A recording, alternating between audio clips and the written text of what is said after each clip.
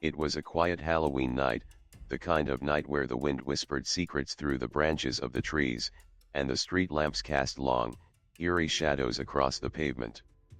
Emma, an 11-year-old girl, sat on the curb in front of her home, bags of candy scattered around her. Her family had gone out to trick or treat, leaving her to spend the night alone for the first time in a while. She wasn't worried about being alone. In fact, she found a strange sense of freedom in the silence of her house, a peace that felt comforting in contrast to the usual noise of her siblings. Her best friend Ashley was with her, and together, they enjoyed the calm night, laughing as they sorted through their candy and comparing the best costumes they had seen. The streets were quiet, the only sounds the rustling of leaves and the occasional car driving by. There was an occasional burst of laughter from a distant group of kids, but for the most part, the neighborhood was empty. Emma and Ashley talked about everything and nothing, comfortable in the stillness of the night, until something changed. A figure appeared at the end of the street, just outside the reach of the streetlight. He was tall, his face obscured by a dark, worn-out coat and the shadow of his hood. His boots thudded heavily on the pavement as he walked, his pace slow and deliberate. Emma didn't think much of him at first. Halloween was a night for strange people in strange costumes.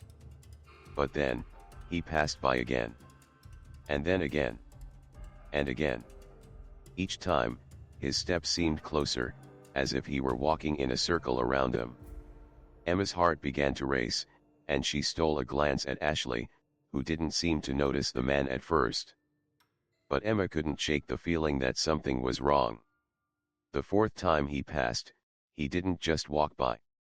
He stopped, just for a moment, turning his head slightly as if he had sensed her gaze. Emma quickly turned away, trying to pretend it hadn't happened, but the image of him standing there, his eyes piercing through the darkness, lingered in her mind. She could feel his presence, like a weight on her chest. "Let's go to your house," Emma said, her voice shaky, trying to sound casual.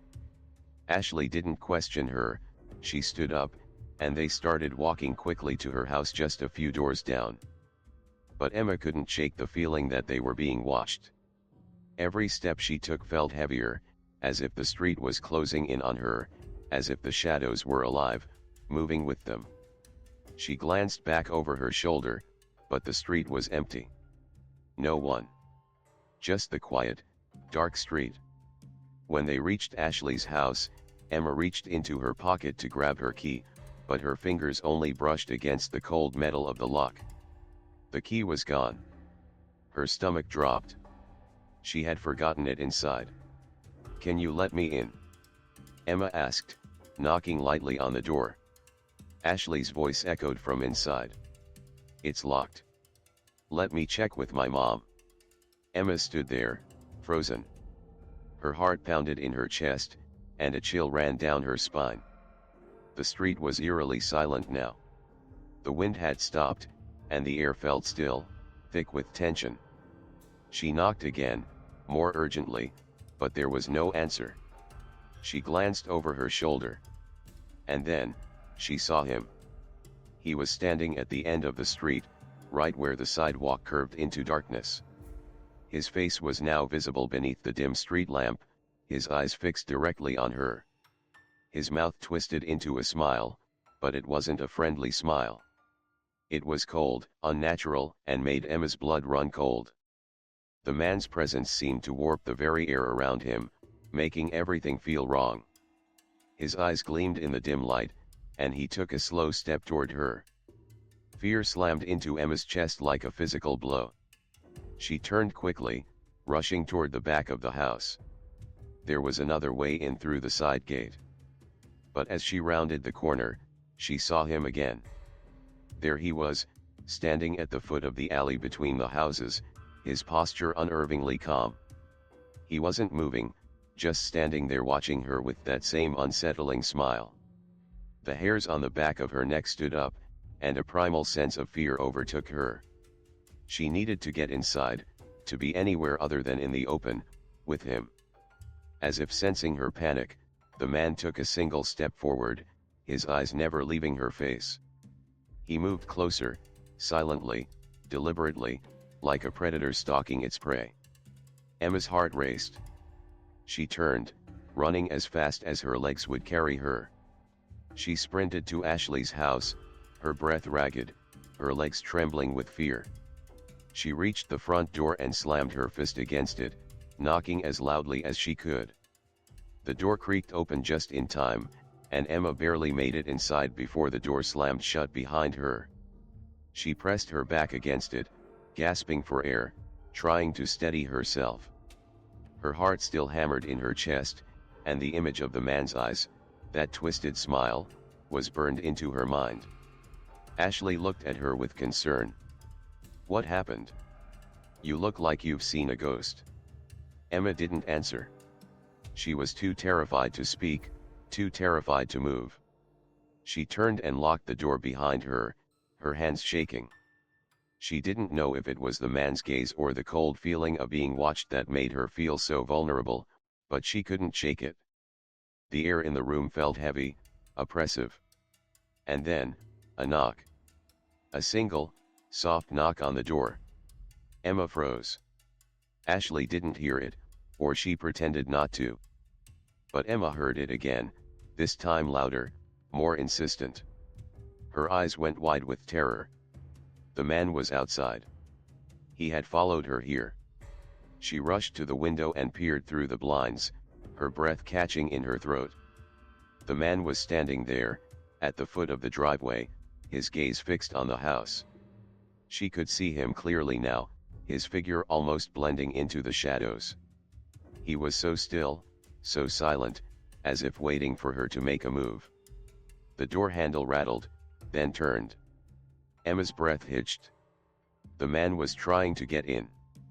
But just as quickly, the sirens blared in the distance. The sound of the police arriving echoed through the street. The man's figure slowly retreated into the night, disappearing into the shadows from where he had come. The police arrived moments later, their lights flashing brightly against the darkened street. They searched the area, but there was no sign of the man. No one saw him leave, no one knew where he had gone. The neighborhood was quiet again, but Emma knew, deep down, that the silence was the most terrifying part of it all. When her parents returned, Emma was safe. But the night was far from over for her. The fear, the dread, the unease, it lingered, wrapping itself around her like a cold blanket. She couldn't shake the feeling that the man was still out there, somewhere, watching. And she would never be the same again. Every time she looked out her window, she expected to see him standing there, smiling.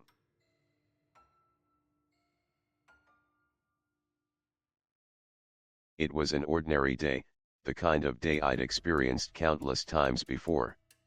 I boarded the bus after school, as usual, hoping for a quiet ride home. The bus was packed as always, with students and commuters crammed in so tightly that it felt like there was no room to breathe. The noise of low murmurs and shifting bodies filled the space, the hum of the bus's old engine a constant presence in the background. I settled into my seat by the window, watching the world blur by, the trees and buildings transforming into an indistinct smear of color. It was a routine, a daily habit I never thought would change. But little did I know, this seemingly normal ride would soon turn into a nightmare I couldn't escape from. It was then that he appeared. A man in a sharply tailored suit, his face smooth and expressionless.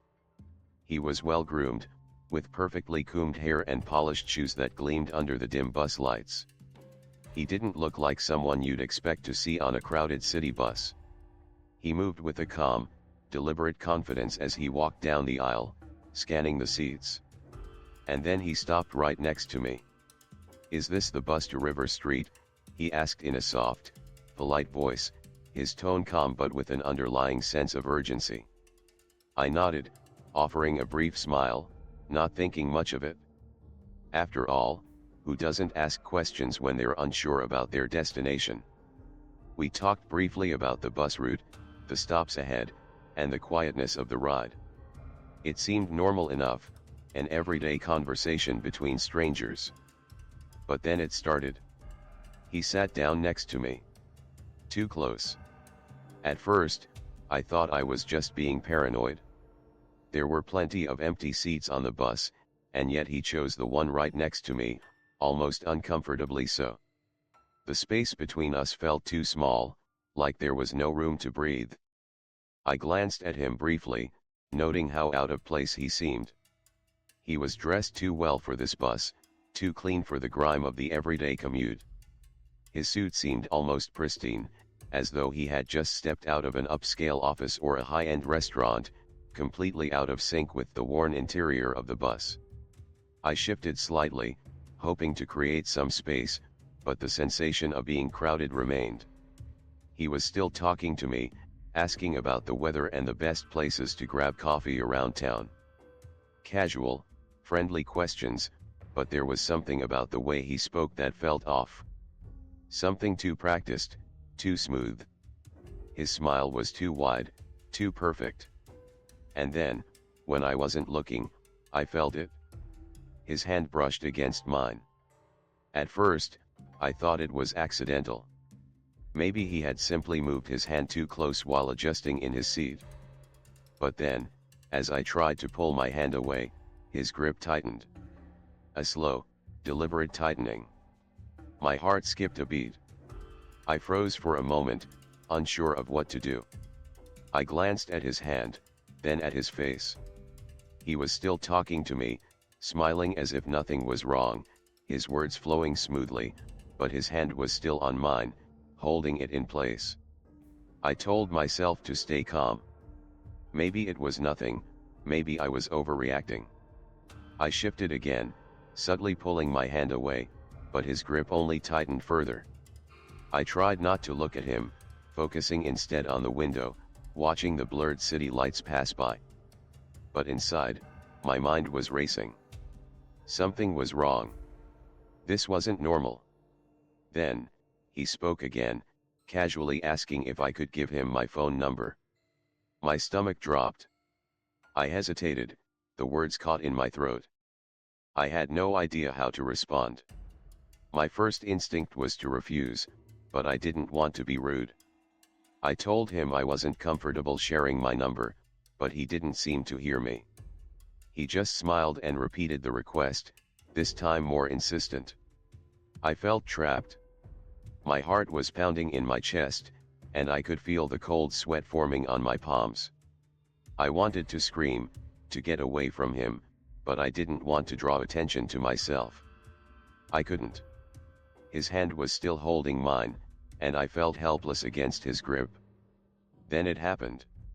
Without warning, he leaned over, and before I could react, he wrapped his arms around me in a tight, suffocating hug. I was so stunned, so paralyzed by fear, that I couldn't move at first. His arms crushed me against him, and the smell of his cologne, heavy and overpowering, filled my senses. I could feel the weight of his body pressing against mine, his breath hot and uncomfortable against my neck. And then, he shouted. "I'm afraid of dogs," he yelled, his voice shrill and desperate. The words didn't make sense.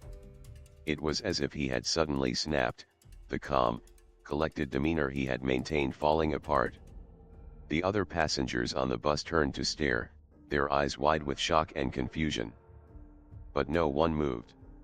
No one said anything. The bus was frozen, caught in the bizarre spectacle of a man hugging a stranger and shouting about an irrational fear of dogs. I wanted to scream. I wanted to push him off me, to run, but I couldn't. His grip was like iron, unyielding and suffocating. I tried to squirm free, but his hands locked around me, pulling me tighter. Then, as if it wasn't bad enough, he asked to borrow my phone. "I need to make a call," he said, his voice calm again, as if nothing had happened. But I knew what was happening. He wasn't calling anyone. He wasn't making an emergency. He was just using it as an excuse to take my phone, to get something from me, anything he could. I handed him my phone, trembling. He dialed a number, but I could barely hear the conversation, his voice low and incomprehensible. When he handed the phone back to me, he was smiling again. That same twisted smile, the one that didn't reach his eyes. And that's when I realized it wasn't just the hug. It wasn't just his strange behavior. It was him. He had been watching me the whole time, manipulating me, and I had let it happen. I waited until the next stop, the moment the bus slowed down enough for me to act. My hand shook as I pulled out my phone and dialed the police. The man didn't notice, too busy with his phone call. But when the bus reached the next stop, I made sure to tell the driver what had happened. He immediately contacted the police. The man was removed from the bus before he could make it any further. The passengers watched, some of them offering sympathetic glances, others staring in confusion. But I didn't care. I had never been so scared in my life. The thing that haunted me the most wasn't the man's behavior, it was how close I had come to letting him get away with it. How close I had been to ignoring the signs, to letting my politeness and fear keep me from acting sooner. I got off at the next stop, my heart still pounding in my chest. I walked the rest of the way home, shaken to my core, knowing that the nightmare wasn't over. Not yet. It never truly ended.